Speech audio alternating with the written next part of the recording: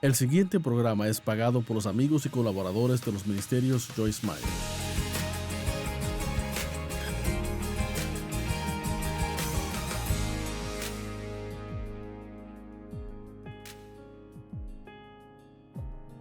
Gracias por acompañarnos hoy en Disfrutando la Vida Diaria, donde enseño la palabra de Dios. Y yo creo que su vida y la mía cambian por la palabra porque hay poder en ella. Jesús es la palabra hecha carne que vino a habitar entre nosotros. Y la palabra de Dios nos instruye en cómo vivir nuestra vida y si la obedecemos y seguimos, tendremos una vida muy buena. No necesariamente una vida sin problemas. Pero Jesús dijo que Él nunca nos desampararía y aun en medio de los problemas, Él está ahí para ayudarnos. Y yo ya comencé una enseñanza que estoy continuando ahora titulada La decisión es suya. Y hablé sobre lo importante que son las decisiones. Hay momentos en nuestra vida donde ocurren cosas que no queremos que pasen, deseamos que no hubieran pasado. No se sienten bien, son duras y las decisiones que tomamos durante esos tiempos son probablemente unas de las más importantes decisiones que tomamos. Y estamos viendo a Daniel, un hombre del que leemos en la Biblia, que tomó decisiones correctas en circunstancias que eran muy duras y cómo les beneficiaron. Y Dios en realidad le promovió a él a un lugar muy alto de liderazgo. Las decisiones que uno toma y que yo tomo hoy afectan el mañana y algunas decisiones pueden afectar toda su vida. Ahora, yo terminé hablando de lo que la Biblia dice de lugares oscuros y la oscuridad está simbolizando tiempos duros. Hay momentos en que no entendemos lo que pasa. No vemos la salida. No entendemos de qué se trata todo. Pero la Biblia dice que lo que yo les digo, Mateo 10:27, lo que yo les digo en la oscuridad, lo dirán a la luz del día. Y es realmente lo que hago. Cosas que he aprendido en tiempos duros de mi vida, donde he visto la fidelidad de Dios, donde he visto el valor de aprender a no preocuparse. Comparto esas cosas, pero yo comparto de mi experiencia y eso lo hace poderoso cuando uno comparte de su propia vida y no solo algo que leyeron en un libro. Y en Isaías 45, 2 al 3 habla de los tesoros de la oscuridad. Y es un pensamiento interesante. El que aún en un lugar duro y oscuro hay tesoros ahí que podemos sacar. Y yo no sé de nadie a quien no le guste un tesoro. Y a veces nos preguntamos por qué es que la gente buena tiene problemas. Si están haciendo lo correcto, ¿no debería eso evitar los problemas y siempre ser bendecido?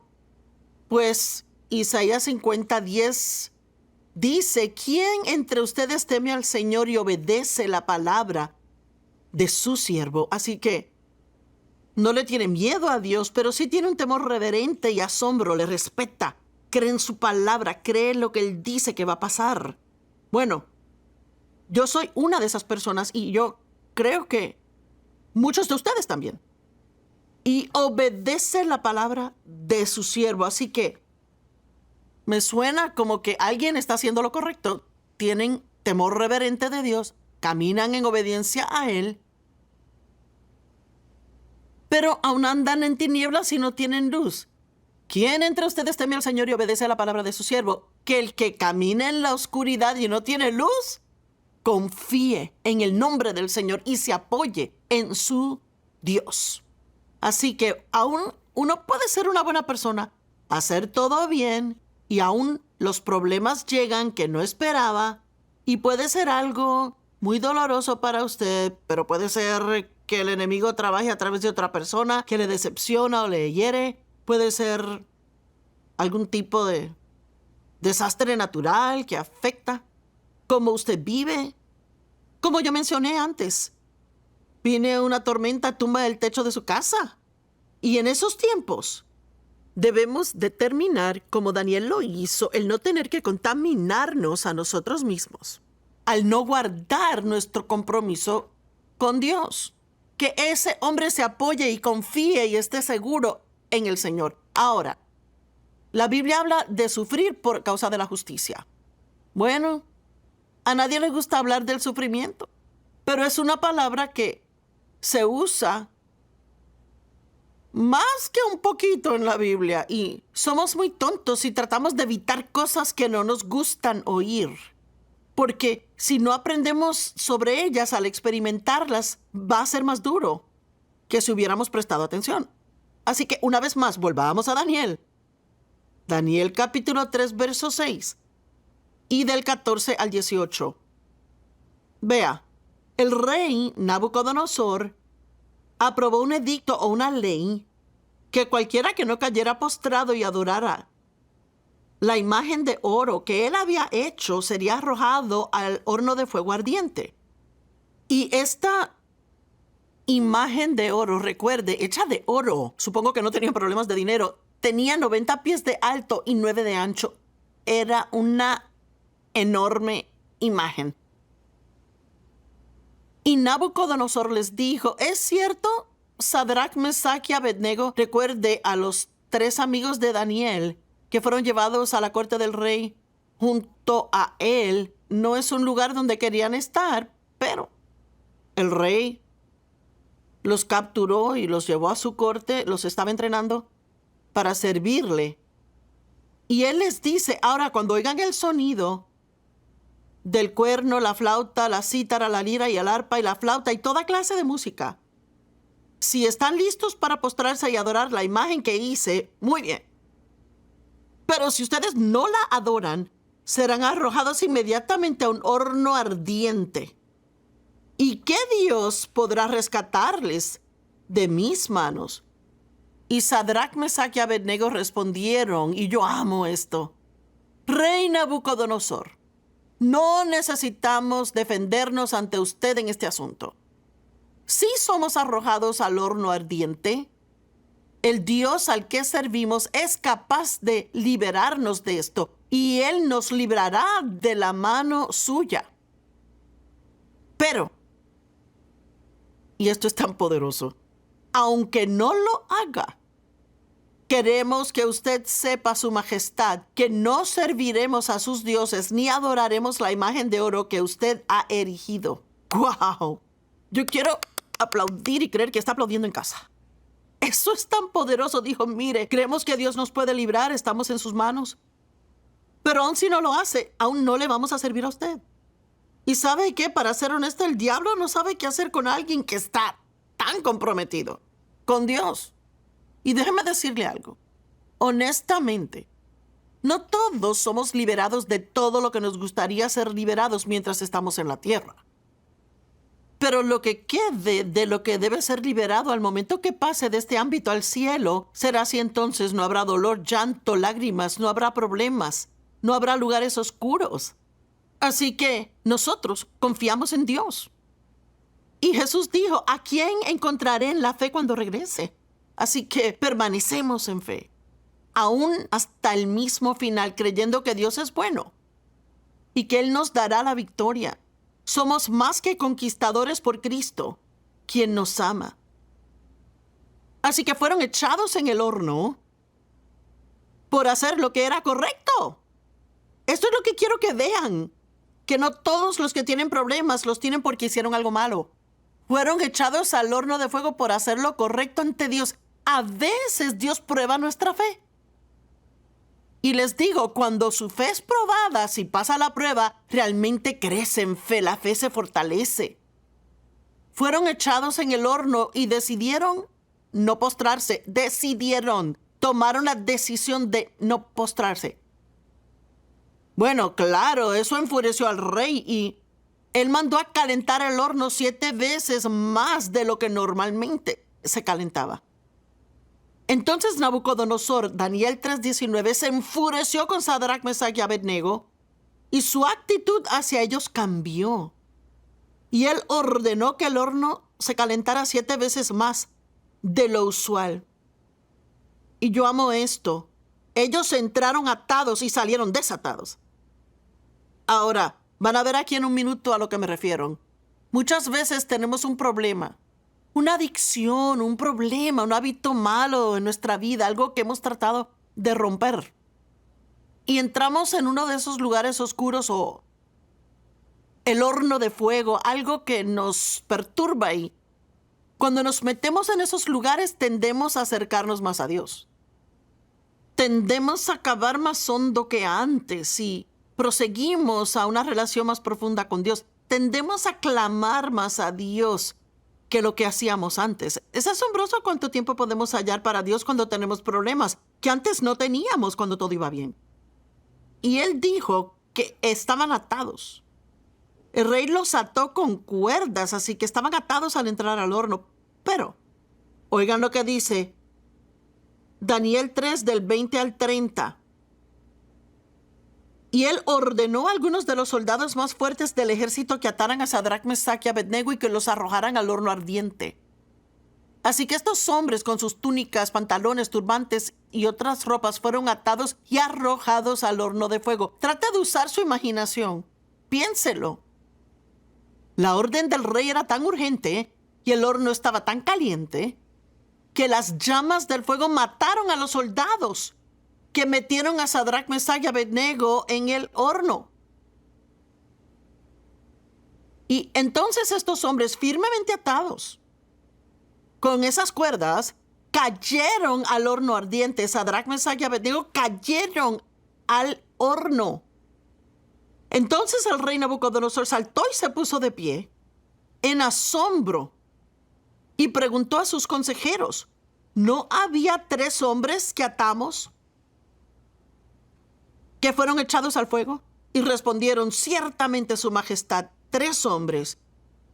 Y él dijo: pero miren, yo veo a 4 hombres caminando en el fuego, desatados e ilesos, y el cuarto parece un hijo de los dioses. Bueno, ya saben quién estaba en el horno con Sadrach, Mesach y Abednego: Jesús. Él siempre está presente en nuestros problemas. Quizás no podamos verlo con los ojos, como Nabucodonosor lo vio en esa situación, pero él dijo: nunca te dejaré ni te desampararé. Y cuando tenga problemas, cuando esté en un lugar oscuro en su vida, a veces los amigos los dejan. Pero Jesús nunca nos dejará. Y no importando lo que esté pasando ahora, no importando cuán solo esté, yo quiero que se diga a sí mismo: Dios está conmigo.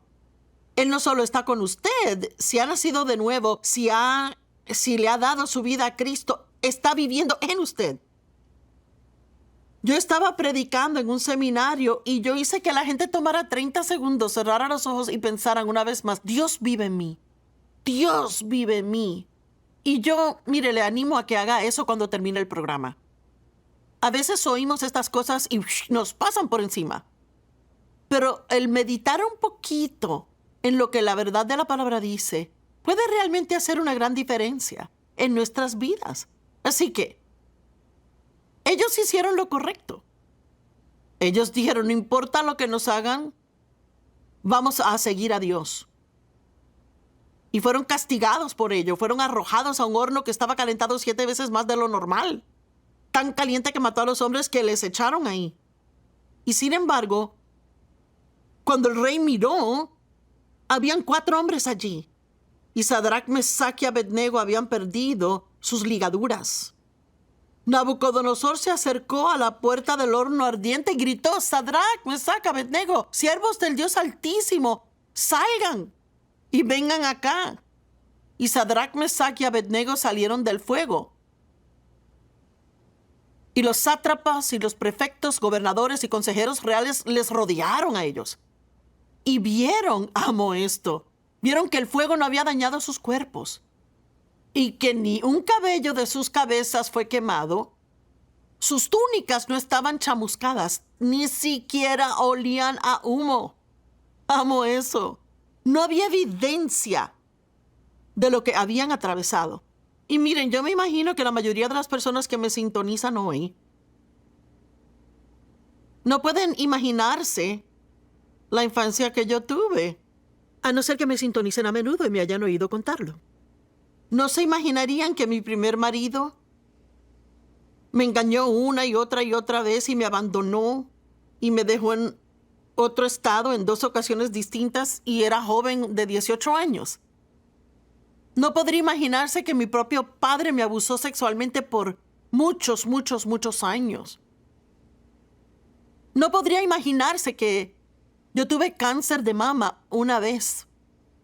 ¿Y sabe por qué? Porque cuando uno deja que Dios resuelva el problema, uno sale de ellos al otro lado victorioso y ni siquiera huele a humo. Y algunos de ustedes están equivocados. Piensan que no pueden superar su pasado. Y piensan que siempre van a tener que vivir una vida de segunda clase.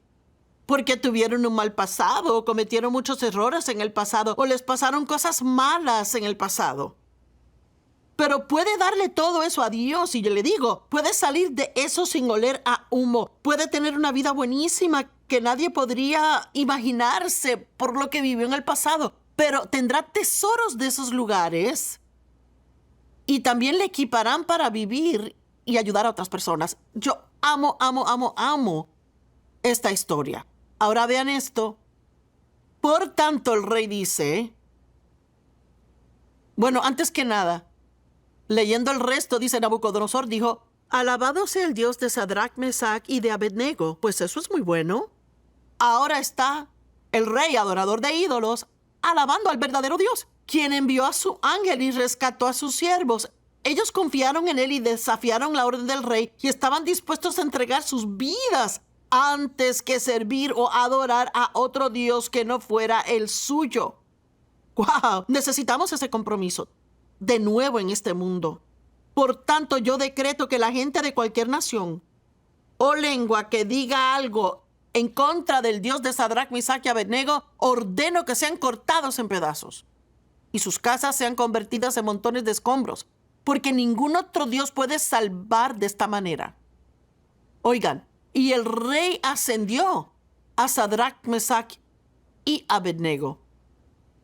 Y mire, cuando uno está en esa oscuridad y uno mantiene la confianza en Dios, cuando uno está en medio de sus problemas y mantiene esa confianza en Dios, sin importar lo mal que se ponga, y dice, Dios, confío en ti, creo que resolverás esto para bien. Y le cuento algo, uno deja de preocuparse de lo que otros piensan. Uno se da cuenta de lo inútil que es pasar la vida preocupándose por lo que otros piensan. Uno tiene algo mejor con que lidiar. Uno deja de preocuparse por cosas tontas que realmente no hacen mucha diferencia comparadas con lo que está pasando. Uno aprende cosas en esos tiempos así. A uno le importa lo que la gente piensa hasta tener un problema serio con que tratar. Ellos fueron promovidos. La Biblia dice que es bueno sufrir por causa de la justicia, pero dice asegúrense de no sufrir por hacer lo malo. Primera de Pedro 2, 19 al 21. Porque es encomiable si alguien soporta el dolor de un sufrimiento injusto. Porque son conscientes de Dios. Pero espere. ¿Pero qué? Las primeras veces que lo leí 45 años atrás, yo pensé, no me gusta. Porque es bueno que yo sufra por hacer lo correcto. ¿Y cómo va a ser contado como un crédito? El que recibe una paliza por hacer el mal y lo aguanta. Pero si sufre por hacer el bien y lo soporta ahora, esto es encomiable ante Dios. ¿Pero por qué le va a gustar a Dios que yo sufra? Dios no quiere que sufra. Lo que le gusta es cuando hace lo correcto mientras sufre, cuando tiene la actitud correcta al sufrir, cuando sigue amándole tanto más que cuando los tiempos eran buenos. A él le gusta la actitud correcta al sufrir. Así que déjeme le pregunto, como hice antes, ¿por qué está pasando ahora? ¿Y cuál es su actitud? ¿Se está quejando y refunfuñando y tal vez está enojado contra Dios porque piensa, tú pudiste rescatarme y no lo has hecho? ¿O está diciendo, Dios, yo te amo, yo confío en ti, yo creo que harás que todo salga bien, ayúdame a mantener una actitud correcta y a continuar sirviéndote de la misma forma en que lo haría si las circunstancias fueran muy buenas? Ahora, oiga esto. A esto fuiste llamado. Somos llamados a esto. porque Cristo sufrió por ustedes, dejándoles un ejemplo para que sigan en sus pisadas. ¿Alguna vez oímos a Jesús quejarse por lo que él pasó? ¿Usted cree que él quería ir a la cruz? No, él no quería ir a la cruz. En el recuento de Mateo, cuando estuvo en el huerto de Getsemaní al esperar que los soldados vinieran a buscarlo, 3 veces él se apartó y oró. Dios, si puedes apartar de mí esta copa, pero que se haga tu voluntad y no la mía. Él no quería ir y sufrir. Nadie elige el sufrimiento. Él no quería ir y sufrir en esa cruz y llevar todos nuestros pecados. ¡Oh, qué horrible debió de haber sido! Y a él lo golpearon tanto, incluso antes de eso. Le encajaron una corona de espinas en la cabeza y sangre rodaba por su rostro. Y todo esto lo hizo mientras cargaba con el pecado del mundo sobre sí. Y él dijo, yo no quiero hacer esto, nadie quiere hacer eso. Pero sin embargo, hágase tu voluntad y no la mía. Así que él no quería pasar por lo difícil, pero quería la voluntad de Dios más que la suya propia. Y de eso hablo aquí hoy. Primera de Pedro 4:19 dice, por lo tanto, aquellos que son maltratados y sufren de acuerdo con la voluntad de Dios deben hacer el bien y encomendar sus almas en depósito a quien los creó a ellos, y nunca les fallará Dios a ellos. Si alguna vez ha usado la ventanilla del banco, sabe que pasa por ella y deposita un cheque. Bueno, necesita depositarse a sí mismo. No en el banco, claro, pero deposítese usted en Dios. Siga haciendo lo correcto.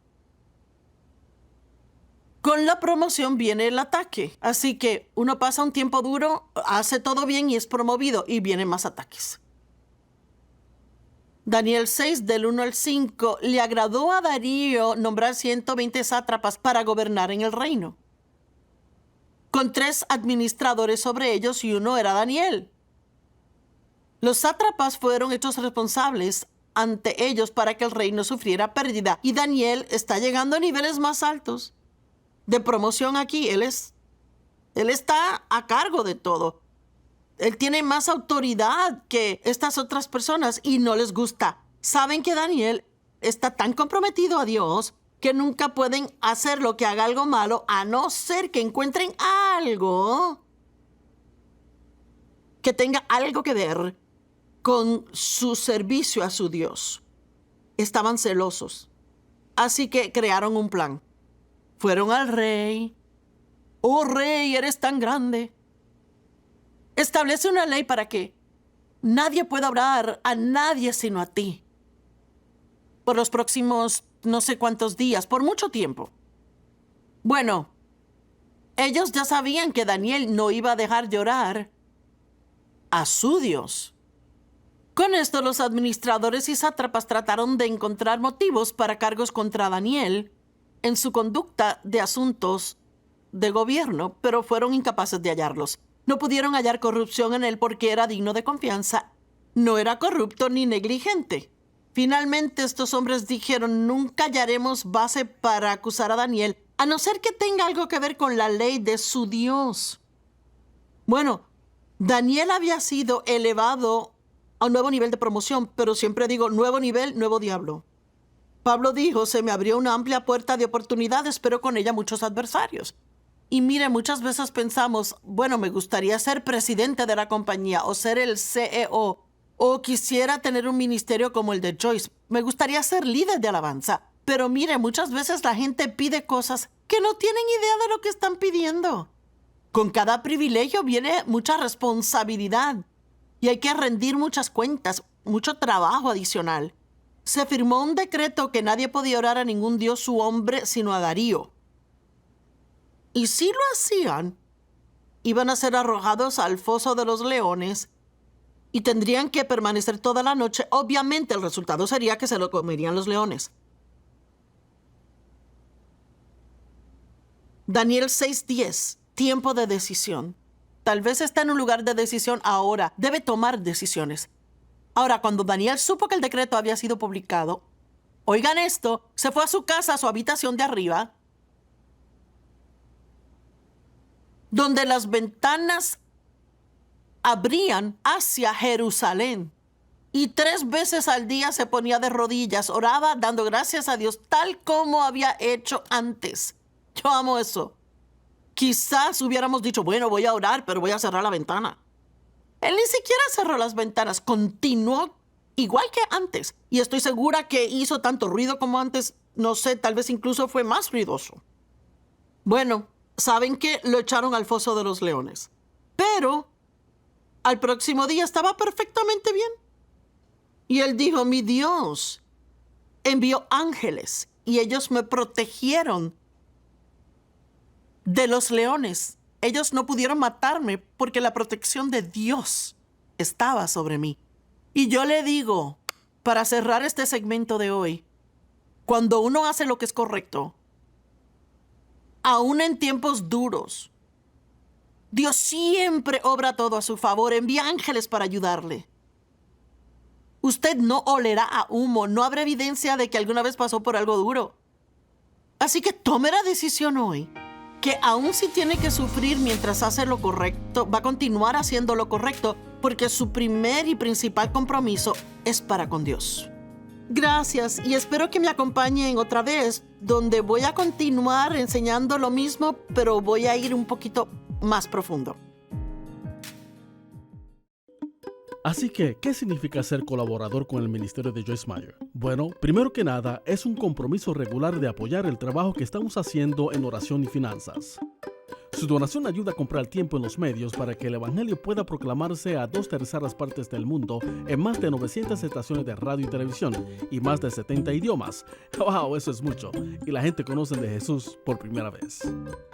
Ser colaborador ayuda a aliviar el sufrimiento a nivel global. Como colaborador estarás apoyando el brazo misionero del ministerio de Joyce Meyer, Hand of Hope. Su aportación ayuda a alimentar a los niños, construir pozos para agua limpia, financiar hogares para niños, proveer servicios médico y dental, alcanzar ciudades céntricas pobres y aquellos en prisión, salvar mujeres en tráfico de sexo y unirse a otros cuando desastre ocurre.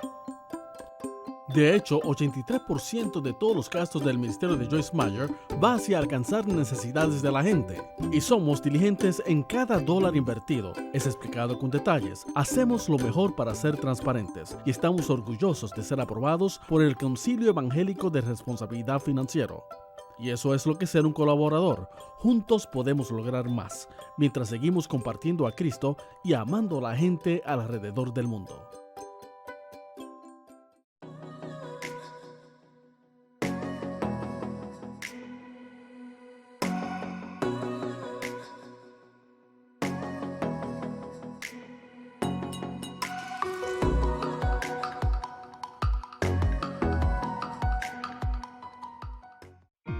Esperamos que haya disfrutado el programa de hoy.